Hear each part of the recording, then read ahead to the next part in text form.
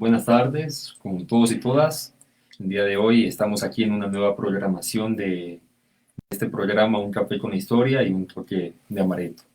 El día de hoy vamos a hablar sobre los nuevos paradigmas de la nueva reforma universitaria y tenemos como invitado al ex docente de la Universidad Católica, Iván Carvajal, y a Napoleón Saltos, profesor de la Universidad Central.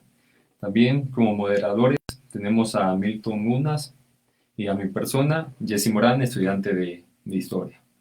A continuación, le cedo la palabra. Muchísimas gracias. Te agradezco inmensamente. Hoy hubo una primera reacción en redes sociales diciendo que estaba muy cargado de, eh, hombres, ¿no? Efectivamente estaba también una moderadora aquí, estudiante de historia, pero se enfermó. Pero de todas formas anunciamos que en todas nuestras conversaciones iremos teniendo el famoso equilibrio, ¿no? De género. Pero bueno, eh, quiero yo agradecer al espacio que nos brinda la Universidad Católica para continuar con este proceso de conversación que quiere incidir en términos de constituirse en un movimiento, en un debate, un movimiento intelectual, quizás, en un cruce efectivo de ideas. Nuestra, eh, digamos, premisa fundamental para la parte operativa del debate es de que no nos quedemos en lo que es lamentablemente un mal ecuatoriano y de América Latina, que es el coyunturalismo, ¿no? Sino que vayamos un poco más allá. Efectivamente, por supuesto, habrá temas coyunturales que enfrentar, pero nuestra intención es contribuir con ideas básicas y fundamentales a lo que hemos dicho, ir hacia una nueva reforma universitaria. Y sobre todo, para el programa del día de hoy, ver si existen y cuáles son nuevos paradigmas. ¿Cuáles son esos nuevos paradigmas? ¿De dónde pueden nacer esos paradigmas? Hay un paradigma en este momento que está rigiendo y probablemente sea parte de la última reforma que está asentándose todavía en el Ecuador, que justo conversando hace unos días con Napoleón decía, no es una reforma, es una contrarreforma, ¿no? Que alguien en América Latina lo ha colocado como una suerte de muerte de la universidad con pensamiento crítico. Y ese tipo de paradigma, ¿no?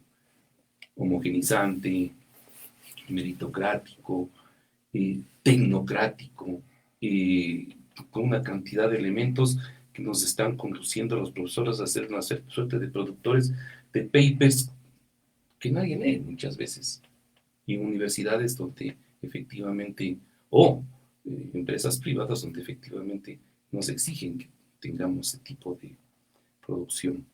¿Dónde se puede investigar? Pero por lo general, lamentablemente, los docentes en muchas universidades públicas y privadas tenemos tal carga horaria que no hay posibilidad de investigar ni de pensar. Y eso es gravísimo para un país.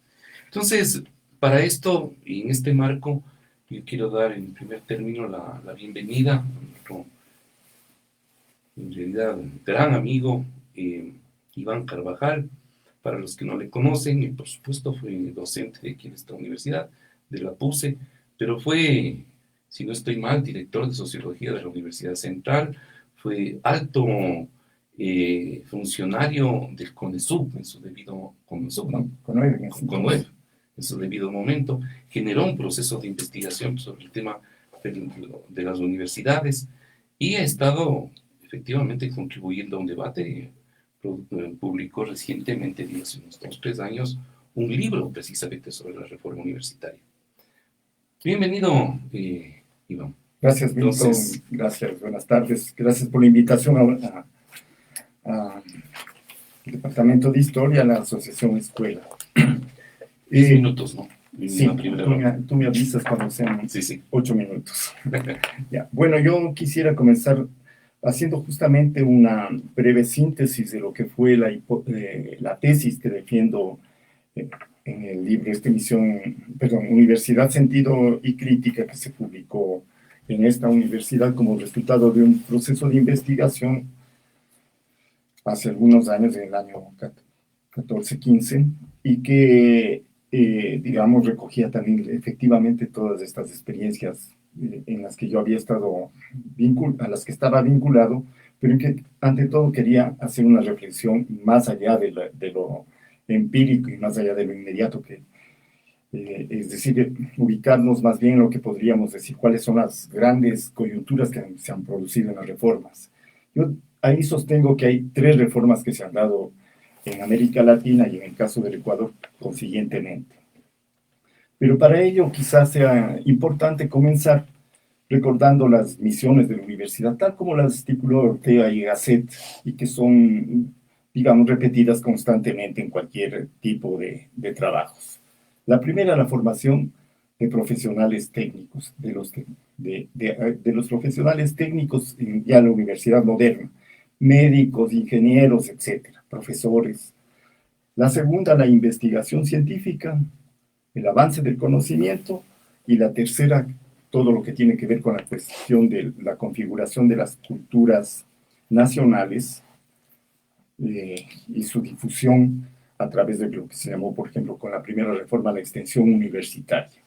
Esta es fundamental. Estabas enunciando las 3 funciones clásicas de la misión de las universidades: la formación profesional, la investigación científica y la construcción de la cultural, que tiene que ver con la construcción de la cultura nacional como una cultura de Estado. Es decir, ahí hay que establecer este criterio, cómo esa cultura de Estado está marcada por formas ideológicas, por formas de construcción de la memoria para construir la idea, por ejemplo, de la nación ecuatoriana, por ejemplo, ¿no? Esto tiene que ver, obviamente, por ejemplo, con inicios del siglo XIX, con el proyecto napoleónico de las escuelas técnicas y el proyecto alemán humboldtiano de la universidad como impulsora de la nación. Y esto se cumple en América Latina, en este desarrollo, y se concreta en un momento importantísimo, que es la primera reforma, la de Córdoba del 18, en lo que tenemos el fin, digamos, de la tradición que arrancaba todavía de la universidad colonial, y que va a tener un punto importantísimo, que es la versión liberal de la universidad, con la autonomía universitaria, el cogobierno de profesores y estudiantes. La segunda reforma tiene que ver ya con un impulso marcado por los planes de industrialización, de urbanización, de reforma agraria, de ampliación del sistema educativo, de alfabetización general. Y esto es lo que se da en las versiones de la CEPAL, se da en la versión, por ejemplo, del intento de Manuel Agustín Aguirre en la Universidad Central del Ecuador, en el planteamiento de Hernán Malo en la Universidad Católica de acá, ¿no? Y allí lo que tenemos es un proceso contradictorio, porque finalmente lo que yo he examinado es que hay unas coincidencias entre la izquierda, el centro e incluso una derecha, digamos, democrática. Y este planteamiento va a tener como efectos lo siguiente: la masificación y el crecimiento de la matrícula universitaria y la masificación. Una diversidad de modelos de universidad en que aparecen escuelas técnicas,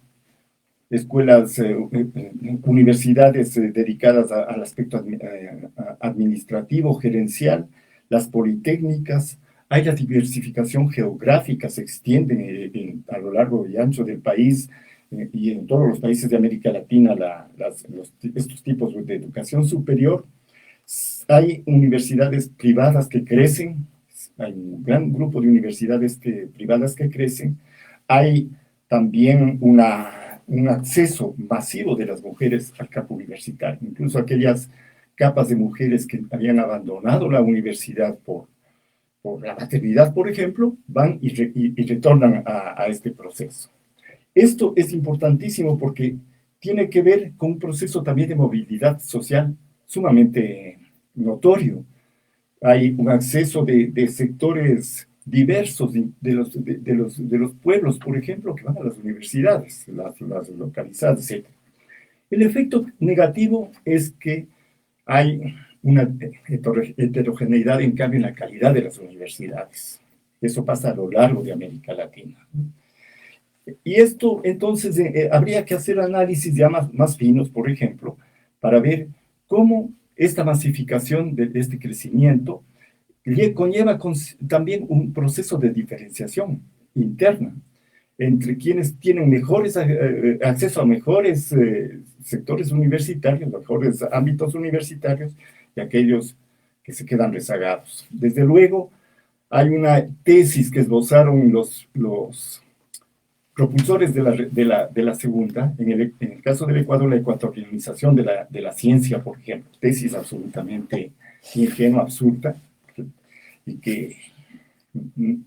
que no entró en realidad a un proceso que, por ejemplo, hubiese impulsado la investigación científica, que era lo fundamental. La tercera reforma, esto que Napoleón llama contrarreforma, en realidad yo creo que es también una reforma que se produce ya en el momento del neoliberalismo, de la globalización neoliberal como la conocemos, que tiene como características, es decir, allí el eslogan fue, pues estamos entrando a la sociedad del conocimiento, a la sociedad de la información, y hay que crear universidades para ese tipo de desarrollo. Esto tiene que ver con la mundialización de una serie de procesos, una nueva inserción de nuestros países en el capitalismo global, muy heterogéneo, tiene que ver con un proceso que tiende a homologar el sistema de educación superior bajo el modelo anglosajón, desde el proceso de Bolonia, son los procesos que se dan en América Latina, bajo el presupuesto de que hay que mejorar la calidad, lo que quiere decir, ante todo, que debe buscarse un proceso de mayor incidencia de la formación técnica, un control tecnoburocrático de las universidades ejercido tanto por el mercado como por los estados supeditados a este proceso, y que en definitiva se demuestra todo el proceso de evaluaciones de acreditaciones bajo los modelos que se nos han impuestos. No son los norteamericanos. Los modelos que existen en el Ecuador, por ejemplo, eso es invento de los cubanos, invento de por allá. Es decir, no es, porque en los Estados Unidos los sistemas son mucho más diversos, mucho más liberales que los que nos impusieron aquí con la ley del 2010. Eso es importante tener en cuenta. El modelo anglosajón es el modelo de los 4 años básicos, las maestrías, que son maestrías, unas científicas, otras maestrías técnicas, y los doctorados que obviamente son de investigación científica, ¿no? Bien, aquí es importante tomar en cuenta que este proceso está ya marcado, porque, digamos, nosotros podríamos establecer una línea paralela de las revoluciones técnicas de la modernidad, de la revolución industrial primera, la revolución posterior de la energía eléctrica, de la aviación, de los automóviles, del petróleo, y lo que viene después de la Segunda Guerra Mundial. Es decir, hoy estamos enfrentados a una necesidad de dar un nuevo paso hacia universidades que tienen que plantearse ya no la cultura nacional, eso se acabó. Los estados nacionales son estados que han perdido la supuesta soberanía que tenían, y en los juegos de soberanías ahora son muy complejos porque hay soberanías, digamos, tomemos la pandemia, ¿no? Hay soberanías nacionales, soberanías locales, hay soberanías de organismos mundiales, hay soberanías que provienen de las grandes empresas tecnológicas, etc. De tal manera que lo nacional se ha perdido por ese lado, como se ha perdido también bajo el reconocimiento de que todas las sociedades son plurinacionales. Entonces, esto hace que aquel propósito fundamental de la cultura nacional hoy tenga que modificarse. Pero es más importante todavía atender al hecho de cómo la revolución tecnológica contemporánea, que tiene que ver con los medios con la transformación de los medios de comunicación, con Internet básicamente, que tiene que ver con una serie de procesos mundiales, incluso muy graves. El antropoceno, la discusión sobre el antropoceno, el problema del cambio climático, la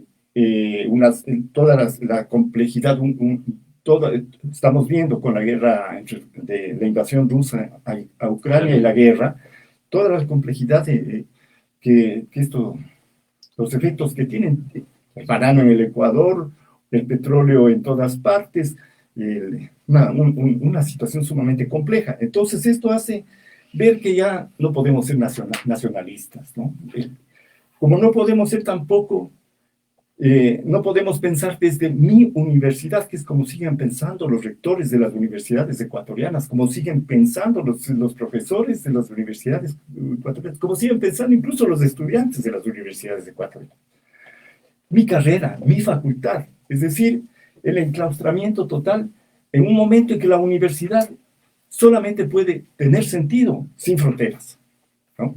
Es decir, una universidad en que yo pueda tomar cursos como puedo hacerlo ya a distancia en cualquier otro lugar del mundo y que eso se me reconozca, ¿no? Porque ¿qué sentido tiene, por ejemplo, en historia, que no pueda tomar un curso de historia sobre América Latina, sobre teoría de la historia, sobre etnohistoria, etcétera, en cualquier universidad del mundo a distancia y que me valoren aquí?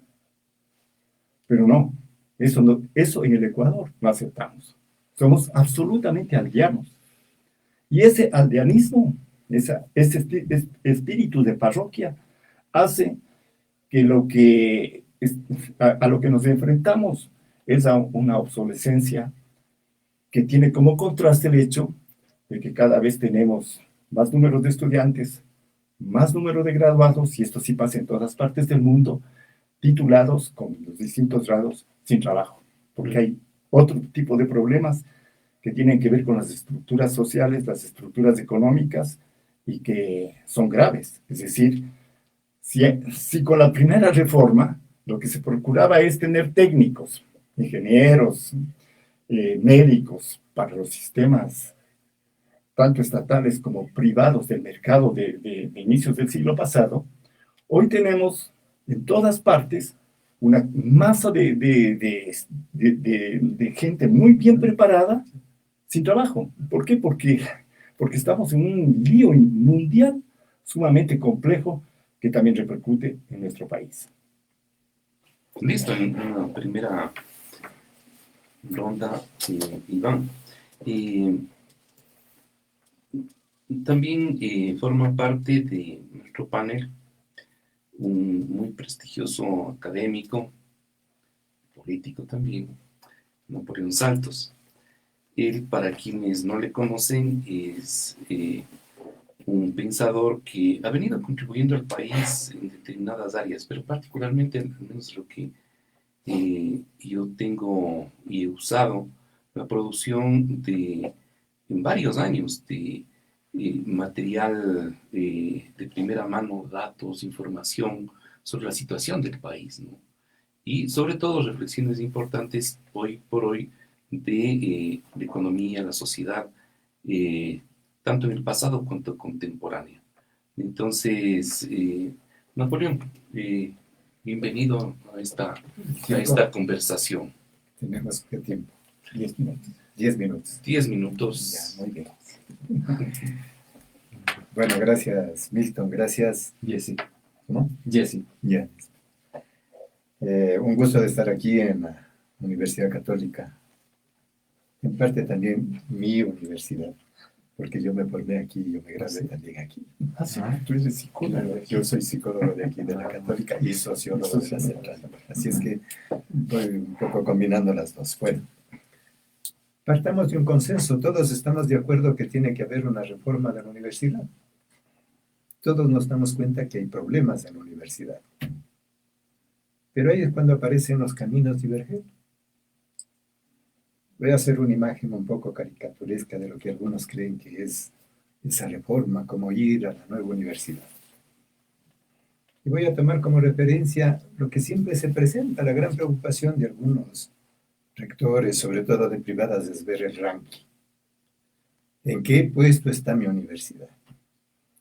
Y empiezo a repasar los rankings internacionales y nos empezamos a lamentar porque, por ejemplo, como dato empírico únicamente, en uno de los rankings de Sinagogi, por ejemplo, la primera universidad que aparece en el 675 es la Universidad de las Américas, luego en 703 Les Paul, 703 la San Francisco, 709 la de los Andes, 709 la del Espíritu Santo, 712 la UC. Generalmente estas universidades más o menos se repiten porque además hay varios rankings, hay un negocio de rankings. Pero entonces algunos dicen, a ver, hemos subido de ranking, por lo tanto la universidad ya está cumpliendo ese papel de cambio que requerimos. Y como se requiere subir en el ranking, entonces hay que tomar en cuenta los elementos que a los rankeadores les interesa para poder calificar y para poder subir. Tú mencionabas en la introducción el tema de los papers que tomemos simbólicamente. Hay que tener papers. Y esa es una de las esclavitudes de los docentes, el paper. Hay que publicar. Y si no se publica en Scopus, si no se publica en todas las redes acreditadas, entonces no hay conocimiento. Pero miren la paradoja, creo que todos conocemos este dato, ¿no? Hay un estudio en donde los papers, en promedio, un estudio que se hace a nivel global, los papers leen 17 personas. O sea, ahí están los papers. Y el 50% de los papers leen solo los autores y los lectores. Mejor caricatura que esa, no creo que vamos a tener cómo la universidad se va enterrando y cómo la visión de lo que hay que hacer significa mucho más, negar la esencia de la universidad. Ahora bien, vamos a hablar de reforma universitaria. Cuando hablamos de reforma, ¿de qué estamos hablando? Yo diría que estamos hablando de una categoría que es tiempo, o procesos de tiempo, un proceso de tiempo. Y cuando hablamos de universidad, como decía Iván, el centro de la universidad es conocimiento. Hay otros aspectos también, cultura, enseñanza, pero diríamos, el centro de la universidad es conocimiento. Entonces hablamos como de dos procesos, reforma en tiempo y reforma hacia el conocimiento.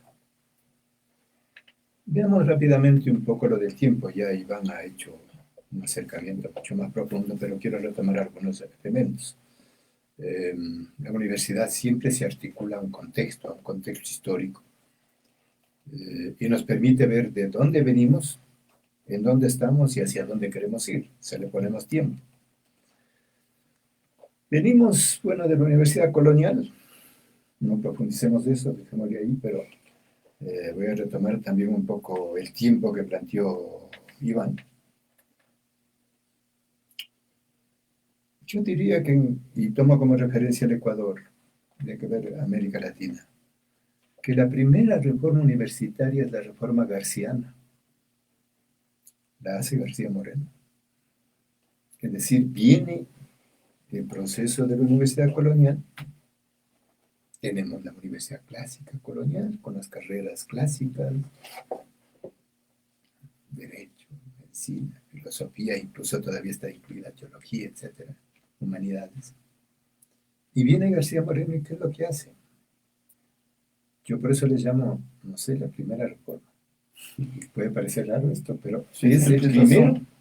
Es el primero que plantea un cambio de la universidad porque trae eso que señalaba Iván, esto de ponerle al día respecto a la revolución industrial, la técnica, y es el que crea la Universidad Politécnica. Claro, cierra la central y constituye la Politécnica. Claro, pero siempre hay intentos de reforma y hay bloqueos.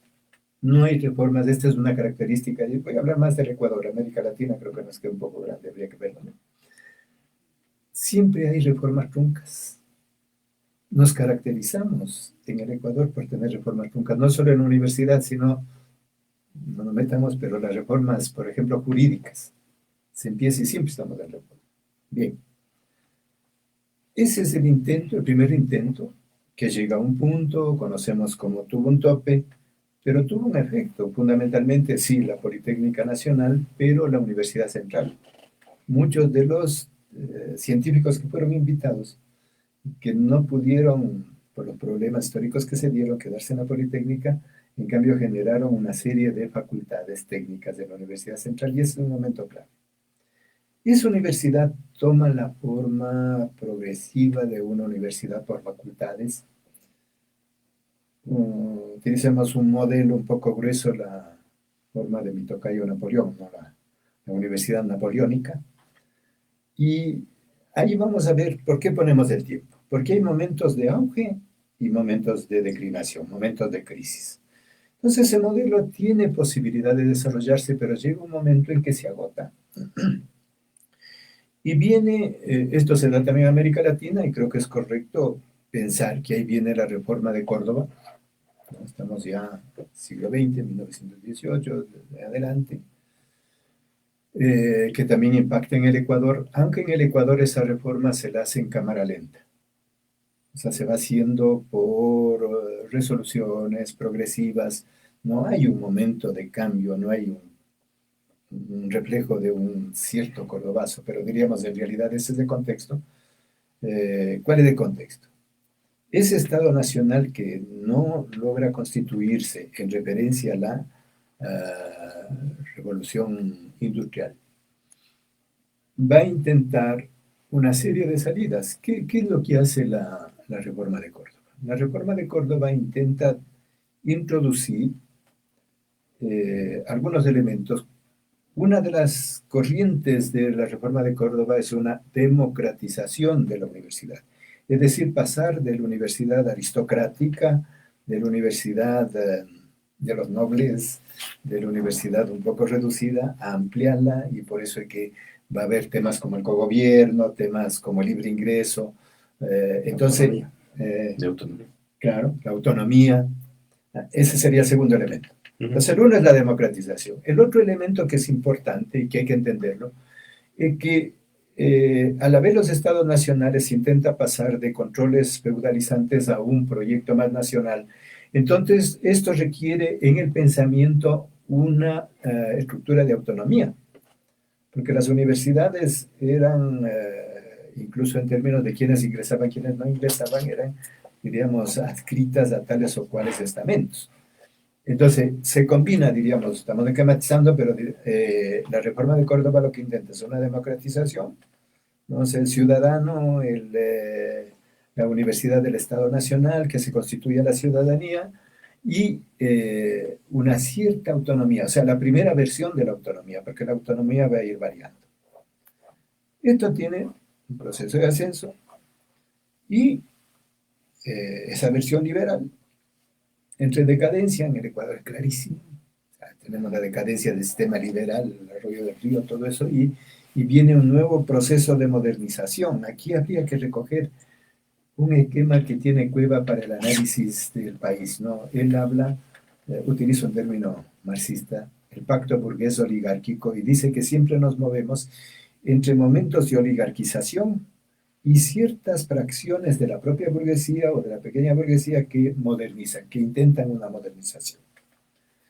Eso se opera sobre todo en los años 60, 70, que sería el marco de la segunda reforma universitaria, y donde aparecerán figuras que ya he mencionado: Iván Agustín Aguirre, Manuel Agustín Aguirre, aparecerá Malo acá, aparecerá, bueno, una serie de propuestas incluso a nivel latinoamericano, de la CEPAL, una serie de conocimientos. ¿Qué es lo que intenta? Esa segunda reforma agraria... Reforma universitaria. ¿Ah? Universitaria. Ah, perdón. Bueno, también hubo una reforma agraria. Sí, estaba pensando porque ayer me tocó intervenir en un tema agrario. Hay que cambiar el chip. La reforma universitaria, que se da en torno a los 60, 70, toma como referencia a la universidad, a la reforma de Córdoba, pero le da una característica adicional que sería, cuando hablamos de esa democratización, una promoción sobre todo de sectores provincianos y de sectores, ya no solo la ciudad, diríamos, es una irrupción del campo hacia la ciudad. Entonces se amplía esa forma de urbanización, va a regir el tipo de universidad que tenemos y se establecen algunos centros de pensamiento crítico. Si hablemos de los 70. La universidad se convierte en uno de los recintos de los movimientos de izquierda, incluso los movimientos insurgentes, o sea, tienen a la universidad, y ese es un momento en que el movimiento estudiantil cumple un papel central. Estoy refiriendo sobre todo a la historia del Ecuador, habría que hacer paralelismos con la historia de los otros países, en que el movimiento estudiantil tiene capacidad de incidir y la universidad tiene voz. Esto es claro. En este periodo, la universidad sí cumple un papel de tener voz dentro de la sociedad en cada uno de los temas que afronta la sociedad. Vamos rápido. Esa reforma, como conocemos, esa reforma que está articulada a la modernización y de capital y del Estado, aquí se articula al tema del petróleo, aquí eso da un salto fuerte, entra en crisis. Paralela a la crisis que se da a nivel latinoamericano y a nivel mundial. Ahí se habla de 3 crisis, ¿no? ¿Por qué entra en crisis? Ahí coincido con la tesis central de Iván. Esta reforma está articulada al proyecto de Estado Nacional. Y lo que entra en crisis es el Estado Nacional. Entonces, esto va a llevar a que esa universidad ya no pueda subsistir. ¿Y cómo desemboca en la universidad? ¿Cómo impacta? Hablamos de 3 crisis. La una, la que se denominan algunos teóricos la crisis de hegemonía. La universidad pierde la capacidad de ser el centro del conocimiento. El conocimiento ya no pasa por la universidad. La universidad va perdiendo esa característica que se había tenido históricamente de que es el centro del conocimiento de la cultura, y progresivamente la universidad pierde la voz. Una pérdida de hegemonía respecto a la producción de conocimiento. El conocimiento se desplaza a las empresas, a las multinacionales, se desplaza al mercado. Hay otras formas de producción de conocimiento que no pasa por la universidad. Hay también una crisis que podríamos llamar administrativa y de modelo. Siempre me falta el tiempo.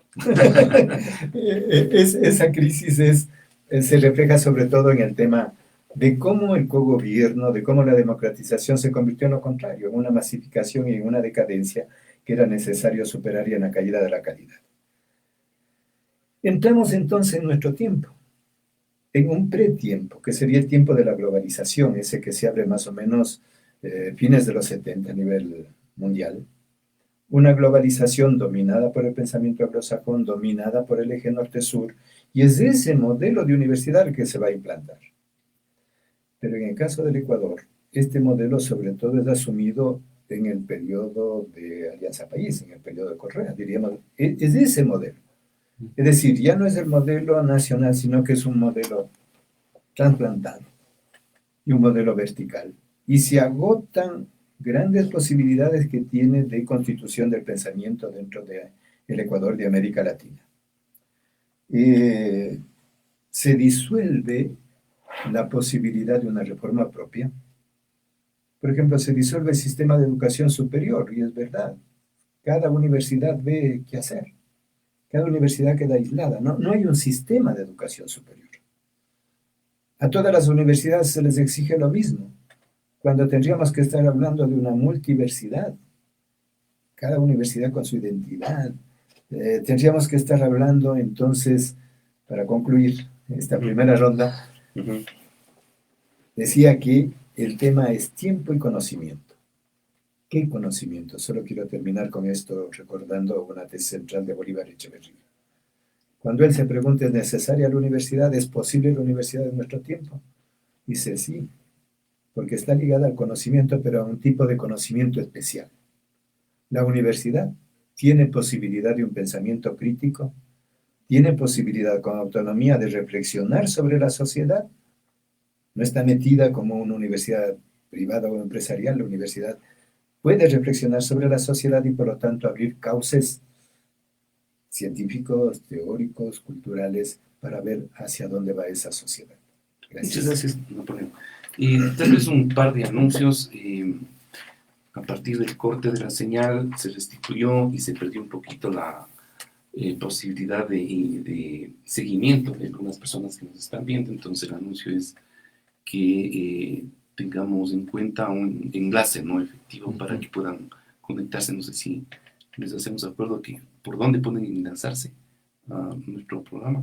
Sí, pueden enlazarse en la página del Face, un café, a ver, disculpe. Un café con la historia y un toque de amaretto. Ahí se encuentra en vivo. Pero también el enlace de la Facultad de Ciencias Humanas, ¿no? Ajá. De Facebook Live. Y lo otro que, por favor, pueden escribirnos señalando sus preguntas, ¿no? Retomando un poco nuestra conversación, en la contemporaneidad estamos de alguna manera en lo global insertos en toda una dinámica de la denominada revolución informática, ¿no? Que demanda de alguna manera un cambio, y estamos viviendo una suerte de cambio civilizatorio profundo, y en donde hay hipótesis en el sentido de que la ciencia y particularmente la técnica va incidiendo de una manera dramática en el comportamiento humano, y el tema es en ese caso quien produce ciencia y quien produce tecnología. Entonces aquí, si esboza lo que Napoleón señalaba y creo que Iván también, ya no está pasando mucho de la producción de ciencia y tecnología para las universidades. Entonces la pregunta es, ¿qué hacen las universidades en ese sentido? Digamos, un tema de discusión. El otro, respecto a lo local, para poder enlazar, ¿no? Gran parte de lo que han sido las reformas educativas, tanto universitarias como las reformas educativas de la educación general, han respondido, al menos durante todo el siglo XIX y fundamentalmente el siglo XX, en una suerte de respuesta a dos hechos que ustedes lo han señalado. Uno, al afirmar el Estado Nacional y la construcción de la identidad en relación a ese Estado. Y, por supuesto, de otra parte, a todo el tema de la economía y, en nuestro caso, al tema del desarrollo industrial. Pero esto a nivel general también de América Latina y del mundo. Es las dos principales anclas para la educación y para que cumpla su función en la economía ha sido apuntalar el desarrollo industrial y afianzar de alguna manera en nuestro mundo el capitalismo, y por otra parte el tema del Estado Nacional. Pero al menos acá en el Ecuador desde 1990 estamos enfrentados retóricamente a la construcción de un nuevo Estado, retóricamente. Aunque realmente en estos días estamos ya viviendo la presión social para la construcción del Estado plurinacional. ¿Qué hacemos desde la educación, desde las universidades frente a eso? Entonces, cambió el escenario, ya no es Estado, la construcción del Estado uninacional, es la construcción del Estado, será la construcción del Estado plurinacional, una de las motivaciones. Y lo otro es que, en términos de la economía, ¿qué? Es decir, es una gran interrogante nuevamente, ¿no? Y otro punto que quisiera colocar sobre la mesa es el tema, sí, la docencia, la investigación, ¿qué investigación? Y lo otro, lo que hoy se ha asimilado o se ha desarrollado y se está desarrollando a partir de la ley de educación, pero que un poquito responde al paradigma anterior de la universidad para el pueblo o la relación de la educación universitaria de las universidades con la sociedad, ¿no? Lo que hoy se denomina vinculación. ¿Cuál es la vocación, sería, o el paradigma de la universidad esta contemporánea, con todas estas revoluciones a nivel general, con el calentamiento global encima, en fin? Y, ¿por dónde comenzamos a trabajar estos nuevos viejos paradigmas, ¿no? Ya. Bueno, yo quisiera hacer brevemente algunos comentarios. Primero, lo que tú señalas me parece sumamente importante y válido. La primera reforma efectivamente va de García Moreno hasta los años 50, ¿no? Que es esta este proceso de inserción de las carreras técnicas, cuando trae a los jesuitas para que enseñen química, física, geografía. Ahora, en el mundo universitario siempre hay tensiones, ¿no? La universidad no puede ser crítica. Yo recuerdo una excelente conferencia de Alfredo Castillo en el año, debe haber sido 72, 73, en el aula de economía de la Universidad Central, que habló unos 25, 30 minutos, hablando de la maravilla de la universidad crítica, y en los últimos 3 minutos demostró que eso era imposible, ¿no? Es decir, lo que puede haber son tendencias críticas dentro de la universidad. De hecho, el conocimiento avanza el conocimiento científico ha avanzado en este choque entre sectores conservadores, que incluso surgieron muchas veces de impulsos revolucionarios dentro de las ciencias, y luego se mantienen pegados a cierto conservadurismo, y viene nuevamente la corrosión de los presupuestos de científicos, y se avanza así. Y en el caso del otro ámbito de las universidades, de las ciencias sociales y de las llamadas humanidades, nosotros tenemos siempre ese conflicto, ¿no? Corrientes conservadoras. Sí, que es una universidad contemporánea en Estados Unidos o en América Latina o en Europa en este sentido. Hay sectores neoconservadores que son ultraconservadores. Hay sectores ultra anarquistas. Todavía hay viejos comunistas metidos en las universidades que siguen pensando como en los años 40, 50. Y hay nuevas corrientes de pensamiento. Es decir, esto es así. No hay universidad crítica. Hay tendencias críticas de pensamiento, de conocimiento dentro del ámbito universitario. Eso es una cuestión sumamente importante porque, digamos, en el desastre del universitario contemporáneo, eso no quiere decir que no haya sectores críticos, que no haya esfuerzos de democratización real, de discusión real. La segunda cosa, las identidades siempre se modifican, es decir, no hay una esencia identitaria. Las identidades son procesos de construcción, de demolición, de destrucción y de recomposición. Tercera cosa, no sé qué diablo será el Estado Nacional. Figura en la Constitución del Ecuador, queríamos poner en la Constitución de Chile, está en la cuestión de la plurinacional. ¿Qué dije yo? Nacional. El plurinacional. No sé qué será, ¿no? Si reconocemos que existen distintas culturas, distintos componentes étnico-culturales. Nosotros no logramos, de hecho, el Estado Nacional ecuatoriano fue excluyente del mundo indígena o indio, porque indígenas somos todos, indios, ¿no? Hay problemas de denominación, ¿no es cierto? Pero ese Estado, que ya es obsoleto, ese Estado no encuentra una vía. Es decir, habría que, por ejemplo, hacer una reflexión muy profunda y crítica de los famosos diálogos de estos días, ¿no? Sí, porque, ¿qué es eso de unos señores de poncho, unos señores banqueros dialogando no se sabe sobre qué, ¿no? Hay un problema real de la configuración política. Es un desastre lo que nos está pasando a nosotros, a los peruanos.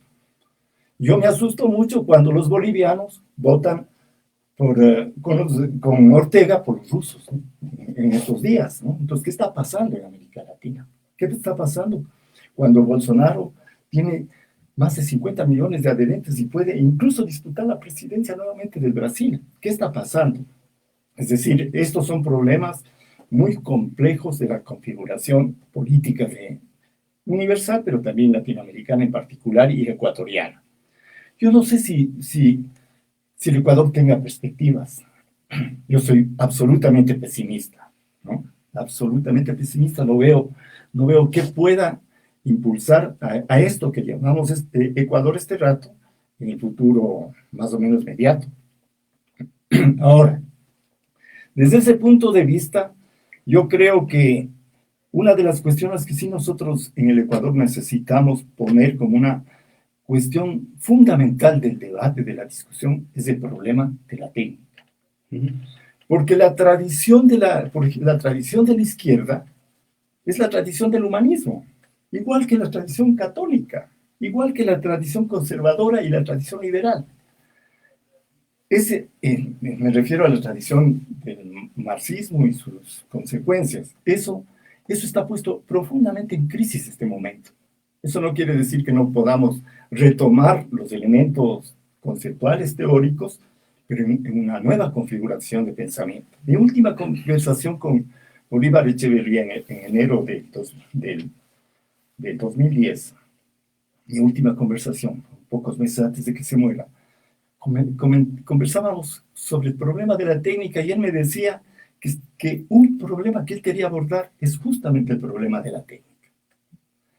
Porque lo que está puesto en crisis es el humanismo, y con el humanismo el antropocentrismo, claro, ¿no? Esas formas de pensamiento típicas de la modernidad que ya comienzan a corroerse en el siglo XIX con el propio Marx, con Freud, con Nietzsche, luego incluso Heidegger, ¿no? Wittgenstein, todo el gran pensamiento que reflexiona sobre la técnica, comienza sobre lo ontológico, lo histórico y lo técnico, comienza justamente a corroer o a darse cuenta del fin del humanismo, ¿no? El fin del humanismo, de este antropocentrismo. Y esto hace que nosotros se nos abra una posibilidad de pensar esencialmente sobre la técnica, ¿no? ¿Y qué pasa con la relación entre la universidad y la técnica? En América Latina nos pasamos durante decenios hablando de alguna manera, en contra de la técnica o con miedo a la técnica. Y la técnica no solamente es una utilización de los humanos para transformar la naturaleza, sino que la técnica es lo que hace las formas distintas de lo humano que existen a lo largo de la historia y que existen contemporáneamente. Entonces yo creo que allí esa reflexión tendría que hacerse para encontrar los paradigmas que puedan impulsar una nueva manera de entender la universidad.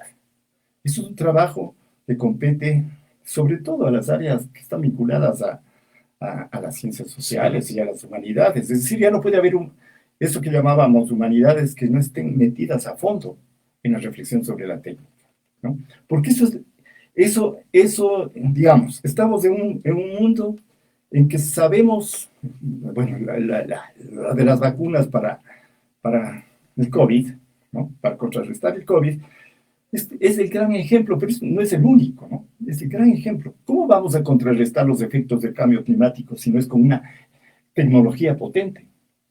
Pero a la vez sabemos que toda técnica conlleva el efecto fármaco, ¿no?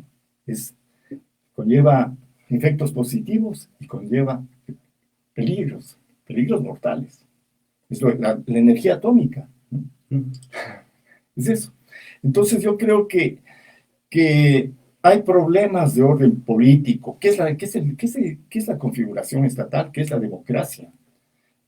No podemos pensar en una transformación universitaria si no tenemos claridad sobre que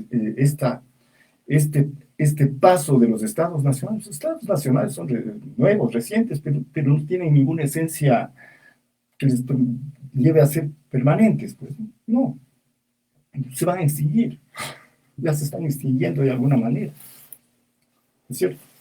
Entonces, allí están una serie de cuestiones fundamentales. ¿Qué pasa con la forma de comunicación entre los seres humanos? Que cuando tenemos la positividad que podemos encontrar a través de Internet y a la vez toda la negatividad, por ejemplo, con las redes sociales que nos permiten este rato conversar aquí y que a la vez son el gran vehículo de la egolatría, además de una egolatría en que todos son igualitos, todos quieren ser Kardashian, ¿no? o Piqué, ¿no? Pero a la vez que son portadores de grandes mentiras, están reemplazando a la comunicación cotidiana, la comunicación, la interacción. Nos están quitando la posibilidad de reflexión en un sentido. y por otro lado, nos permiten comunicarnos. Yo me temo, por ejemplo, que esta misma conversación, que nos escuchan, será muy poquito seguramente, y luego se disuelve. Sí, han de ser más de 17, pero no sé.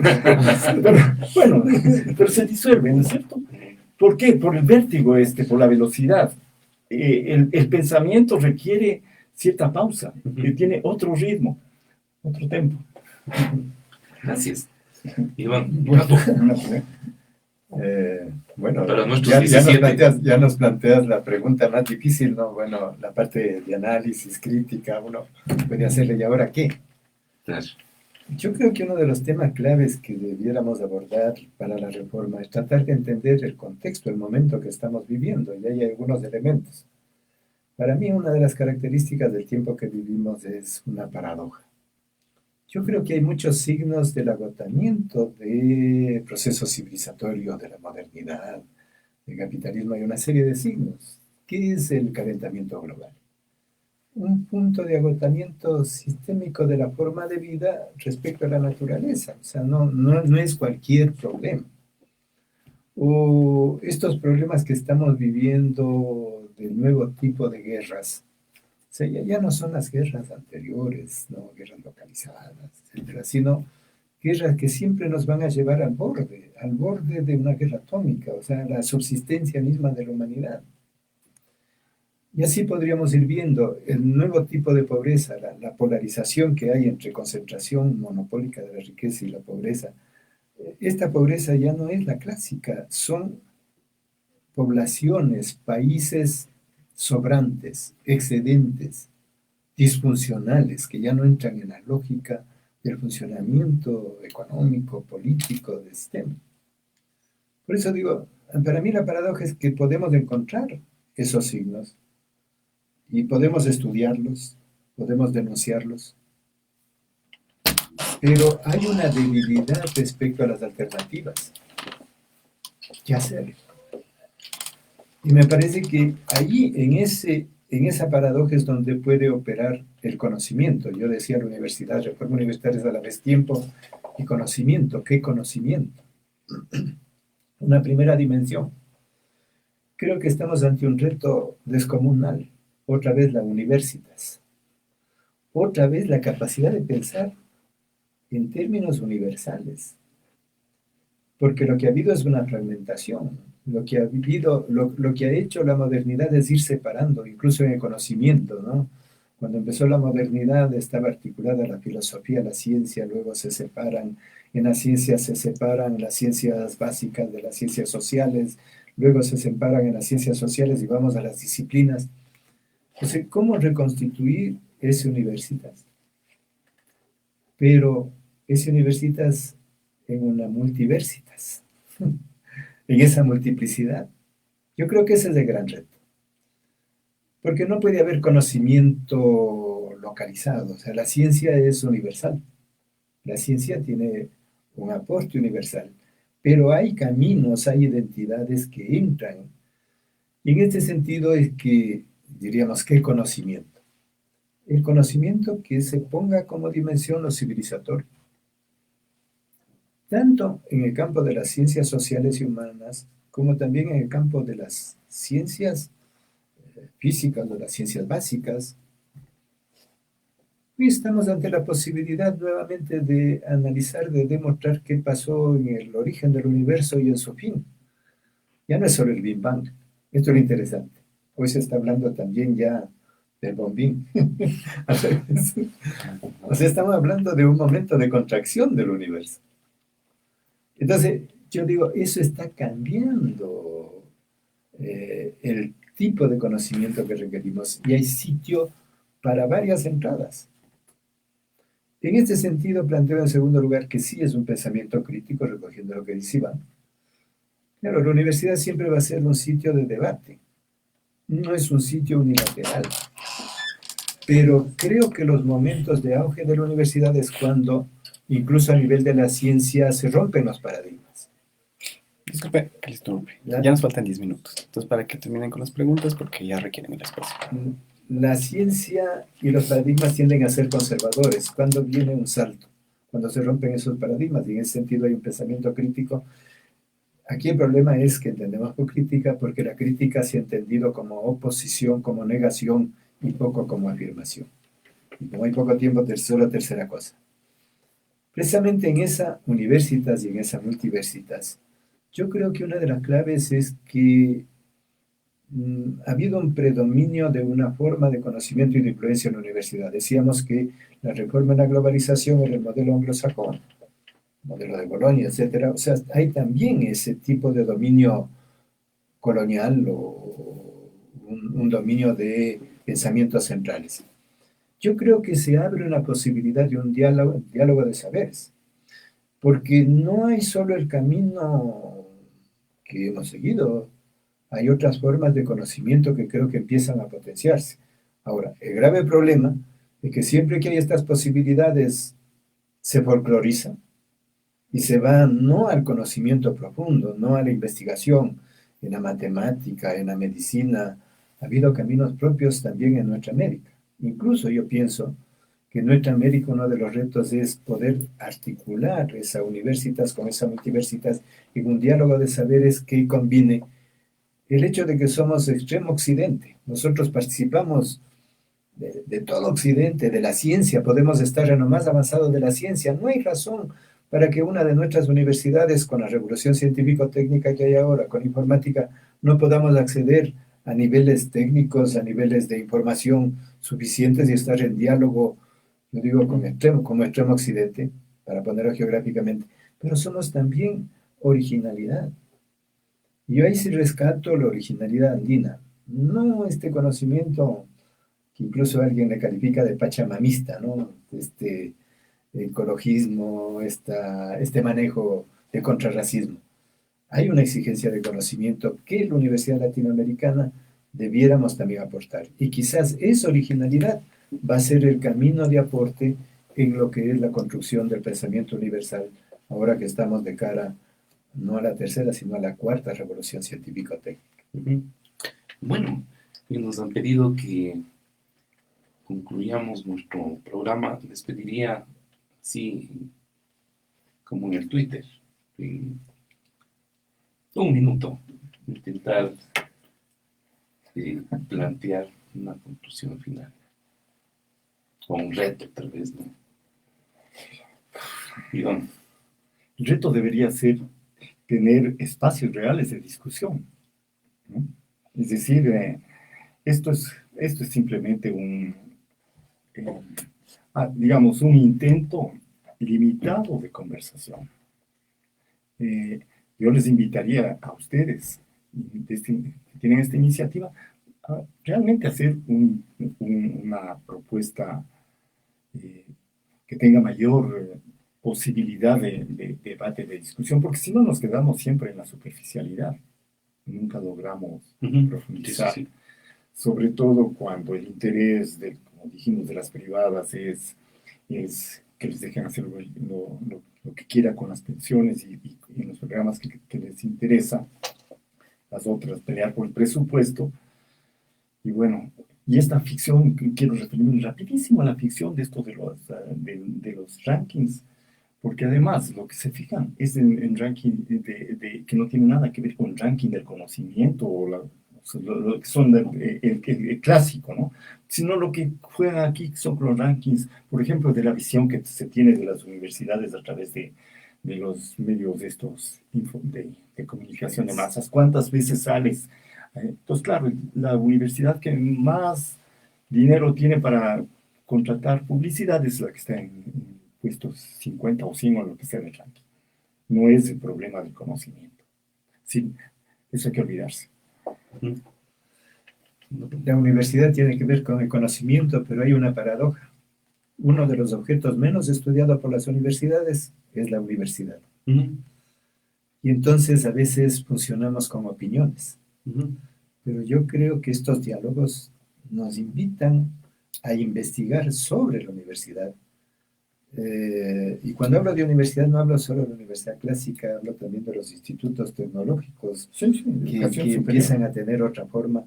Entonces, si nos atrevemos a investigar y a decirnos la verdad, los universitarios, a nosotros mismos, porque a veces nos ponemos la camiseta y ponemos debajo de la alfombra los problemas que tenemos, yo creo que hay posibilidad.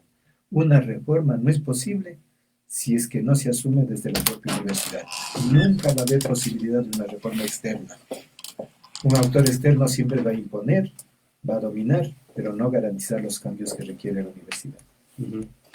Y yo me quedaría con algunos planteamientos centrales. Acojo lo que señala Iván, es decir, ciertamente esto que hemos planteado de abrir un espacio para una discusión, vamos a profundizarlo con tiempos, con preguntas más incisivas y